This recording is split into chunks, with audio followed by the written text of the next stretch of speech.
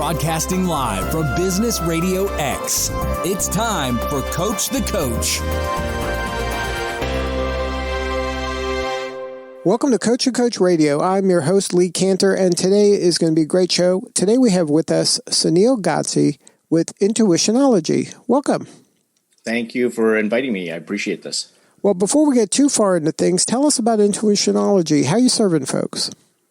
What I do is I help people really kind of sharpen their intuition. And when they do, and it's actually pretty complex with 4 types of intuition and intuitive signals. But what happens is when they sharpen their intuition is never wrong when it comes to a decision. And so when they're able to tap into these things called intuitive signals properly, and they've done the homework, every single decision they make is going to be the right one. And they stop wasting time making bad decisions and sometimes getting themselves into situations that they will regret at some point. So is that true all through your life? So like if you're a teenager, every decision you're making is the right decision? Absolutely. It's never wrong. It's just sometimes we don't trust ourselves, or we put the trust too much in others that don't really have the intention or our intention true at heart. And so that's where we start getting a little bit wonky with the decisions that we seem to make in whatever area of our lives. So now, how did you kind of come to the realization of the importance of intuition in your life and also in your clients' lives? So it ended up coming from one of the first book I wrote, Fail Fast, Succeed Faster. And that was the premise of that book was that if you're able to learn from the failures of executives and entrepreneurs, and as long as you don't repeat them, then you should be able to be successful. And the one question I kept getting asked from entrepreneurs is, okay, Sunil, give me the one thing that's going to actually make me succeed. And at the time I was kind of rolling my eyes saying, well, that's why this book is actually 400 pages thick. But when I went back to the audio files, it soon came to be, I just started realizing that 80 to 90% of them were using this form of, I should have trusted my gut. I should have used my intuition. I knew what the right decision was. And that really got me scratching the surface to say, okay, when did the intuition affect me? And so I distinctly remember when I was 5 years old, there was these video games that I wanted to buy, and my dad said they were too expensive. And there was this voice that told me, go door to door to raise money. And that's exactly what I did. I raised $200. $100 went to my dad. The other $100 went to charity because that felt really good at that time that my school was doing. And when I reflected back on the times that I ignored this thing called intuition, and I didn't formally know it by that time, I remember thinking that when I got into engineering, I'm a South Asian male, so there's 4 doors that you can go into as a career. It's doctor, lawyer, engineer, or failure. And I ended up picking up door number 3 because my dad was an engineer, and I really hated it. And I knew I wanted to be an entrepreneur. Something was telling me to become an entrepreneur. I've had these breadcrumbs all throughout my life. Yet I drank the East Indian Kool-Aid and ended up wasting 3 years of my life doing that. In the second year of that 3 year, I ended up getting a management consulting contract, huge dollars, but the contract terms were changing. And again, something was telling me back away, and I didn't. And I ended up spending every single penny to go down to Silicon Valley, and the company never paid me and came back to Canada with 25 cents in my bank account. And perhaps the most devastating situation was when I had a friend reach out to me. And I was doing some coaching at the time. And she said, Sunil, look, somebody's stalking me. I need some advice. And again, something told me, meet with her that afternoon.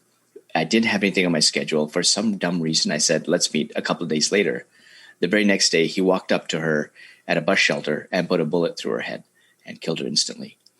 And I knew now that this was something I really needed to pay attention to. And I dug into the science. I saw it as an art and a science. I didn't see it. There was no definition that spoke to me.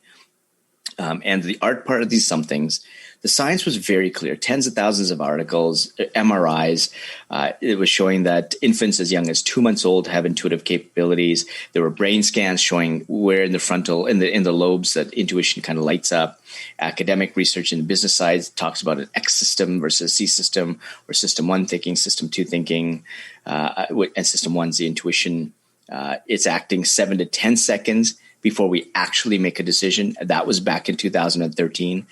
Current research coming out of, I believe, in University of Toronto pretty soon, a colleague was telling me that that's as early as 23 seconds before we actually make a decision, take an action.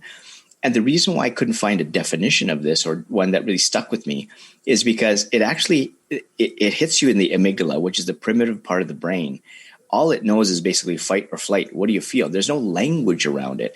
And so all of these feelings or how we characterize it or describe intuition is really up to each one of us. We just know that it hits the amygdala.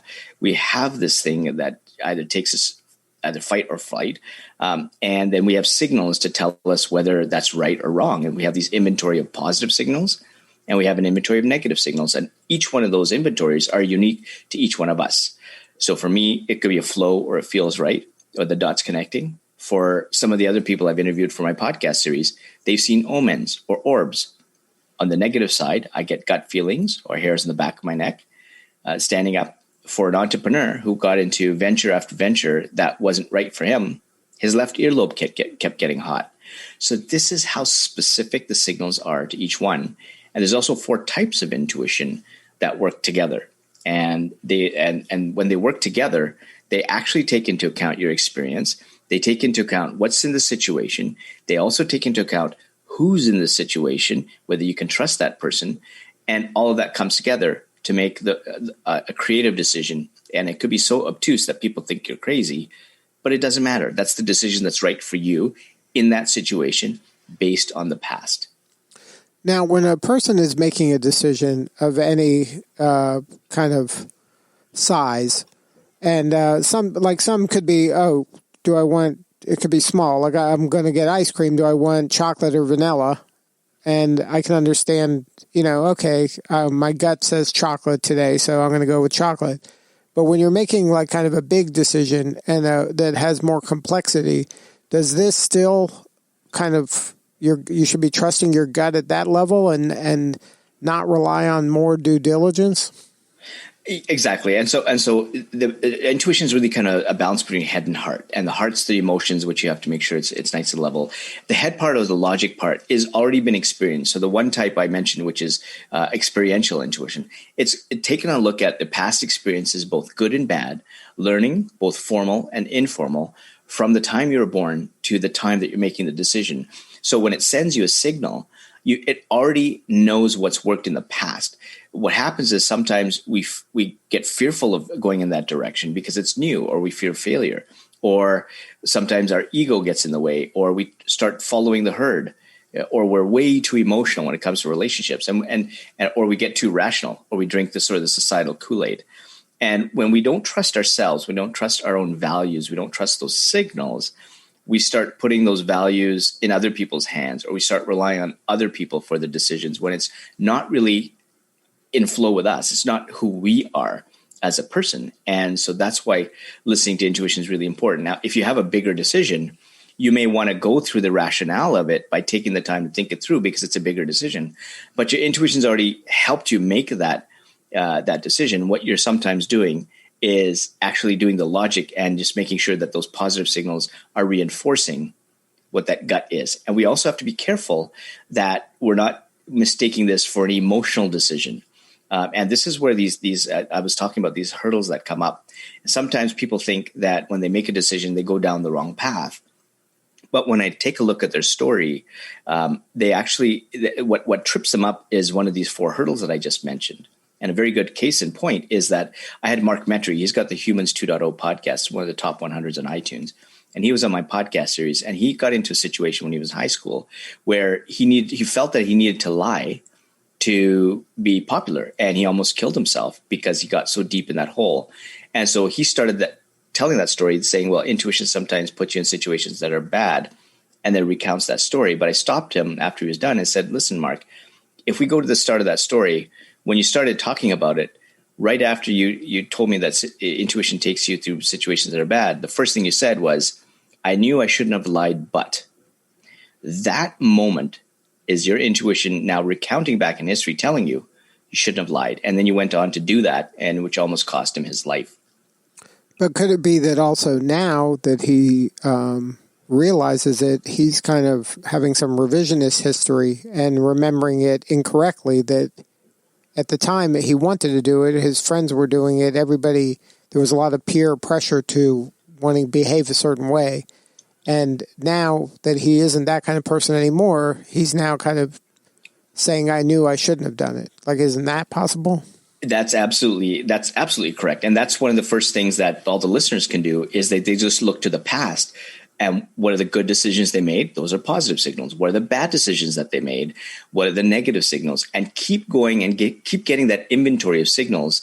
And once you have that inventory of positive, negative signals, every decision that you make after that is going to be the right one. And you have to make sure that you keep nagging at that instance, because let's say you and I have the same signal, which is a voice. And I'm just picking something out of the air. For you, that voice could be signal number 1. But for me, if that's signal number 3, and I haven't taken the time to figure out what signal 1 and 2 are, it just means that when I had signal number 3, I missed 2 signals, which means I made 2 bad decisions. Those 2 bad decisions could mean that I'm just going to stub my toe, or I'm headed for bankruptcy. I don't know the veracity of that because I just ignored 2 signals. So the signals are not based on magnanimous event. It's more on time that you're spending ignoring it until it starts tapping you louder and louder and changing until you no longer ignore it anymore. And in some cases, people hit rock bottom before they appreciate that intuition was always there. They just didn't look up at the light that was getting them or guiding them out of the situation that they got into. So now, how do you help your clients kind of identify that light or that signal? So the first piece of work is you have to look back at the past and take a look at those inventory of signals and really spend time doing that. And I have a 7-day challenge on the intuitionology.com website. It's free. That actually takes you through that process. It's a 7-step process. You solve the problem using your intuition, your experiences, your signals. And at the end of 7 days, you solve a problem. And I actually measure your intuition from a percentage basis. And with 54,000 people through that already, 100% of the time, their intuition's gotten stronger.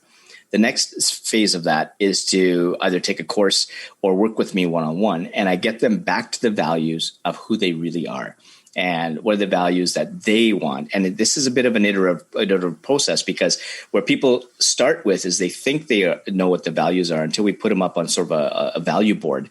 And then they take a look and say, oh, well, no, that's what my wife wants. That's what my daughter wants. That's what society wants. This is not me. Where am I? And so this becomes 2 or 3 iterations until we get down to the point where my client is happy that that's exactly what his or her purpose is. That's exactly what his or her values are. And then we go and say, okay, now what are the paths that you take? What are the decisions that you need to make? What are the goals you want? Who do you surround yourself with? And what environments do you need to change? And then that all has to align.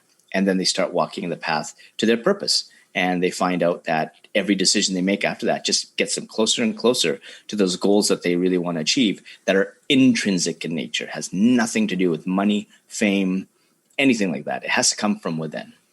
Now, is that really the kind of the outcome that you're offering to your people, your clients? Is it that kind of finding their true north and aligning their life to be congruent towards that? Absolutely. And it's in both personal life and in business. And what I found in personal life, they've got richer relationships. They're happier. They've got a lot more time. They've released a lot of the regrets.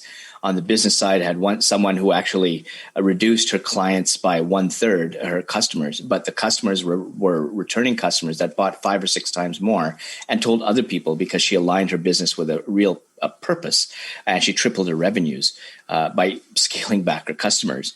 And that's the type of testimonials that I get, and that's what people can expect. The challenge is that they've got to maintain this, and sometimes it shouldn't be hard work, but sometimes they fall back into following societal norms or letting people in that they shouldn't, and either they kind of falter a bit, or I get a text message that they just fell prey to another $2,000 scam, or they come back for more coaching. So why do you think that people kind of don't trust their gut? Why is it that they kind of go down these rabbit holes? It's really tough to really pull yourself and live in the moment. So many people talk about living in the moment, being present. And sometimes it's scary. You have there's social media, they've got other pressures. And there's, like I mentioned, the four hurdles. Like there's a lot of fear in moving in these directions that you may have not gone into ever. But one of the best analogies of this is there was a gentleman I interviewed, David Dame, who had cerebral palsy, and he was in a wheelchair for the rest of his life. His dream was to just put his feet in the sand and have the ocean go through his toes. His friends wheel him up to the edge of the beach where the water's just hitting. He puts his feet in and he falls flat in his face. And he was saying, Sunil, look, I've got two things that I can do at this point. I can succumb to my fear and sit back in my wheelchair and forever regret that I've never been able to achieve the dream that I wanted. Or I can overcome that fear and just take that first step, and then the next step, and then the next step. And he started doing that. And and then he puts his fingers up to the neck and he says, but the water got up to here. And that's when I looked back. And when he looked back, he didn't realize how far he had come. And so this is where you have to really be in the present moment, not just talk about it, walk the talk and listen to those signals and make those decisions, and not worry about what other people think or what society has or any of these other pressures that we succumb to that takes us away from following our intuition. So now, what is the pain that your clients are having right before they reach out to you? Many of them are on a sliding scale down, and they don't know how to get out. And so I'm unfortunately sometimes one of the last things to get them out because they need to get in touch. They're not sure why they got in.